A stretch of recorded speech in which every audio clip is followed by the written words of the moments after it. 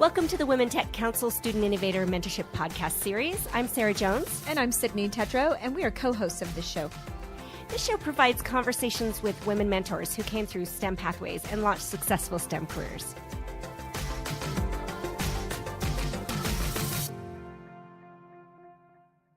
Hello, everyone, and welcome to the show. Today I have Michelle Kolbe, a friend of mine, on the show, and she and I have known each other for quite a few years and just met through our Women Tech Council community, and I'm excited to have her tell you about her career and some of the things that she's learned.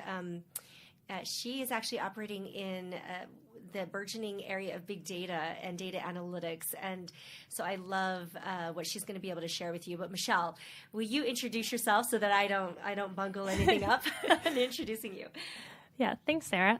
So I'm Michelle Kolbe. I am a consultant with Red Pill Analytics. We are a small consulting services firm based out of Atlanta and Minneapolis, and I am the only Salt Lake City employee. And holding down the fort very well here. I try. Maybe something people might not know about you, but you also are a professor at our universities, our state universities. Tell us a little bit more about that. Yeah, so I am currently teaching a advanced database class with Utah State University in the MIS department, Management Information Systems. And I am still involved with the University of Utah, their Information Systems department. With that one, I have been teaching analytics courses, and now I've moved more into a mentoring students role there instead of teaching. That's awesome. So this might not be obvious, for some of our students that might be listening, but you started out with a computer science degree, and you're really focused career-wise on data analytics. Was that a big leap? I guess, how does somebody transition between computer science into big data? Yeah, so in my computer science degree, I had programming classes, and I didn't struggle through those, but when I took the database class, it just seemed to click, and I really liked using data. So I kind of moved my computer science degree more in a data focus.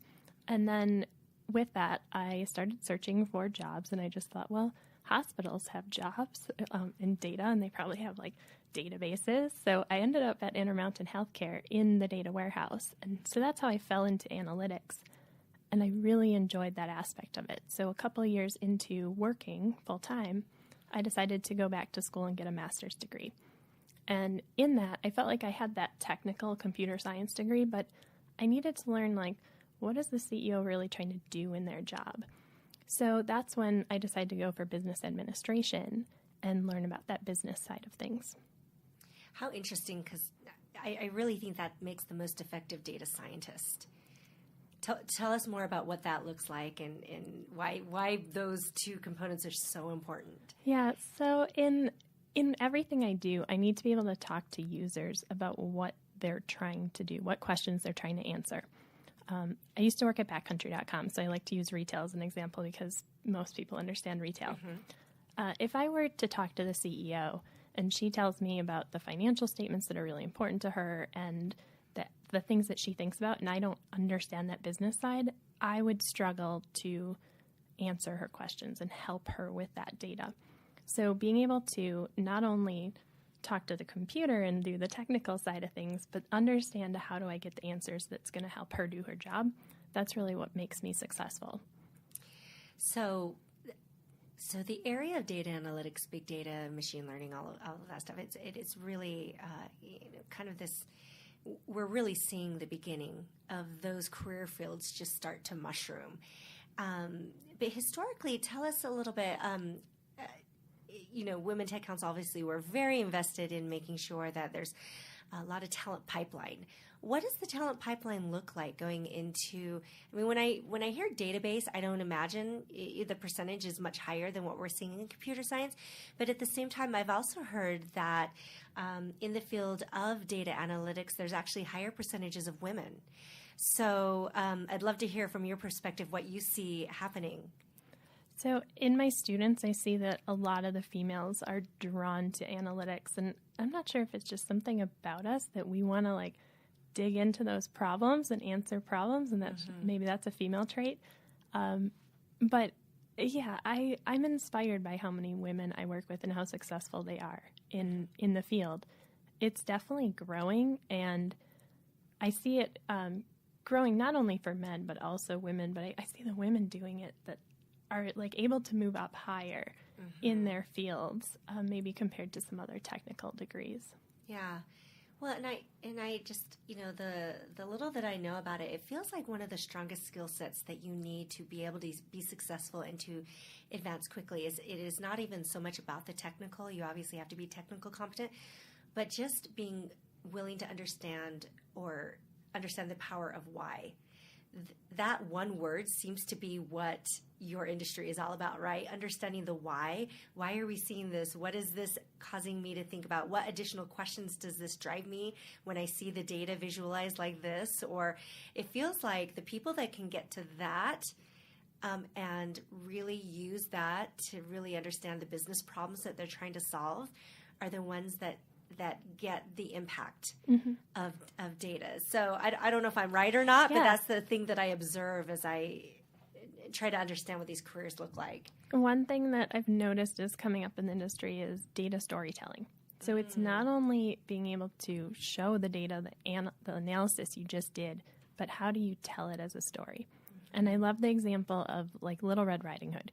You tell that story with bullet points, and you say, the Little Red Riding Hood was walking to grandmother's house. The wolf saw her. He raced ahead to grandmother's house. He ate grandmother, and just very bulleted. Compared to when you tell it as a story, like we heard as kids, you really get bought into it. You understand the objective. You understand what's being asked of you as the reader, putting yourself into the story, and also what needs to happen to save grandmother. So we need to do the same thing with data. We need to be able to say, here's not only the data points that we're seeing, but here's why you should care, and here's how you should act on this. And telling that story is going to make a difference. So I think tying it back to the women in tech part, I think females are good at telling stories. We tell our friends stories all the time compared to, men. My fiance doesn't like to tell stories like how I do. When people ask how we got engaged, he's very direct to the point, and I'll go into like a 5-minute story about how it happened. Yes. So I think that's why females are really good at that analytic part, because we can tell it and we can help create action. Mm-hmm. And I think, context, that's another word that comes to mind, right? We want a lot of context to why things are happening. And I don't know if it's socialization or what it is, but I feel like it just comes a little bit more naturally. And so taking that technical piece of it and then putting it into context, we have a high value around that. And that's a good way of putting it. It's exciting to see women excel in that field. So I know you're still super young. I say that about myself all the time, even though I'm just hide my wrinkles well. I know, right? The Botox is working apparently. What do you a career highlight so far that you've had? What is one that you'd like to share with our listeners? I don't know if I could nail it down to just one. A few years ago, was recognized as an Oracle Ace. There's only a few of us in Utah and a couple hundred in the world. And so that was a really proud achievement for me to be recognized for what I've done in that community with speaking and being involved in user groups. Also in the user group community, I'm now the executive vice president of the Independent Oracle Users Group, which is an international group that provides education and training to Oracle users. So And looking at teaching, too, how I've been involved in teaching, I think for me, I'm most proud of, helping others and helping others get to success points in their careers. So it's not really directly related to my career, I guess, but I like helping others. Well, what I heard from that was the technical excellence that you've achieved to be recognized. I think it's not just contributing back to the community, right? But there's this level of technical accomplishments that you've been able to achieve to be able to then transfer that information from as a professor or as a mentor to other people. And I just think it's so great that people recognize that. And just so everybody knows, she is really young. And so to be recognized at that level of technical and community leadership at such a young age, it's exciting where your future career is going to go. Well, thanks, Sarah. Yeah, I appreciate that.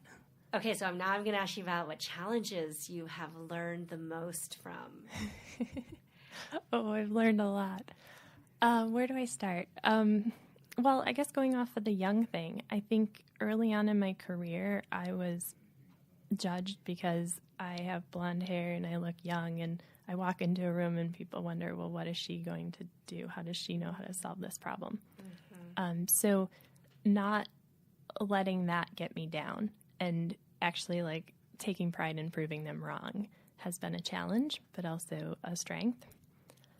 As a consultant, I've found it's so rewarding because I get to go to all these companies and like see what they're doing and really get all these great experiences. But it's also been challenging to like step into a problem and try to answer it quickly. And that's been a new role that I've taken on in the last couple of years, but it's really made me stronger as an employee. It's taught me so much. So I think taking on challenges, while it might seem so difficult, it's really so helpful to your career.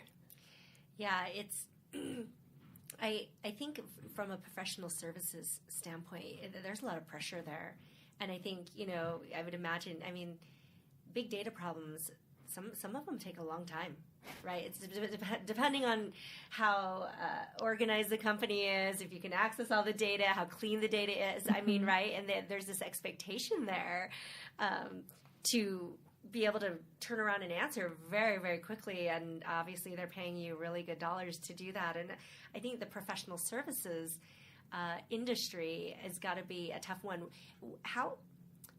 What percentage of the industry in big data is professional services? I don't even know. Certainly I'm familiar with more of the corporate groups, teams and things like that. But what does the professional services industry look like for you? I'm actually not sure what the percentage would be, but there are quite a few of us. I know in the Oracle world, there's a few main companies, and we all know each other, and we know what each other's doing. So it's like a friendly competition. But we're busy. It keeps us definitely busy. You mentioned data quality, and I think that's the biggest challenge. Like you can't make an apple and orange. You can't make data look perfect all the time, and that is a huge challenge for analytics in general. Just getting trust in data if you don't have it clean first. Yeah. So where do you see the industry headed? So this is probably something you have to think about as you're educating the next generation of data analysts and data scientists. So where do you see it going from where it is now, from your driving seat? So I'm going to take a couple approaches to that. I think from an education standpoint, what I tell my students is they should worry more about becoming subject matter experts. So if you really like marketing, learn a lot about marketing. Also learn that technical and the analytics side, but think of ways you can apply analytics to the marketing part, because it's really tying that together where you're going to be successful. So that's where I see education going. Maybe we have an IS department, but I think the IS department will be working closer with other departments to provide analytics within all those different departments. From my real job side of things, from where business intelligence, analytics, big data are going, I mentioned I have the background in Oracle. Well, our company is not just partners with Oracle, we're partners with a bunch of other companies because we see benefits in a lot of different tools. We look at cloud-based data warehousing. We look at streaming data. You don't always need to have a data warehouse storing all of your data anymore that's centralized at your office. So that's one area that we see. When we look at the machine learning, it's becoming so prevalent in everything you do. And the companies that are really successful are the ones that are leveraging that machine learning, that advanced analytics, and being able to make decisions in the company based on the data that they're learning from. Well, I think this is probably one of the more exciting areas, and also one of the more challenging. So like we mentioned, some of the technology, the quality of the data, the quality of the machine learning even, right? When you have to have humans that teach a computer there's the human error just kind of like already built in right there, right? So it's super exciting to see where all of this is going. I'm going to switch gears on you just a little bit.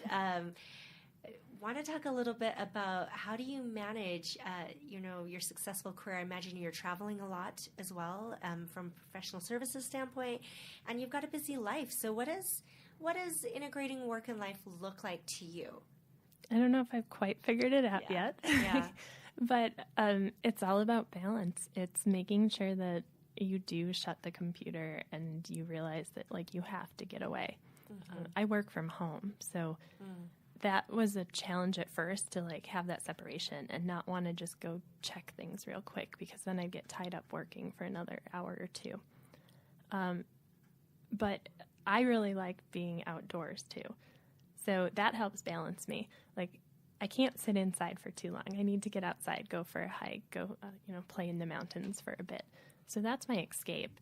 But about 2 years ago, I took a leadership class, and one of the biggest takeaways I got from that class is about, like, when you're really engaged in something, it's because you've balanced other pieces of your life. So for me, that was time. That was really important for me to balance.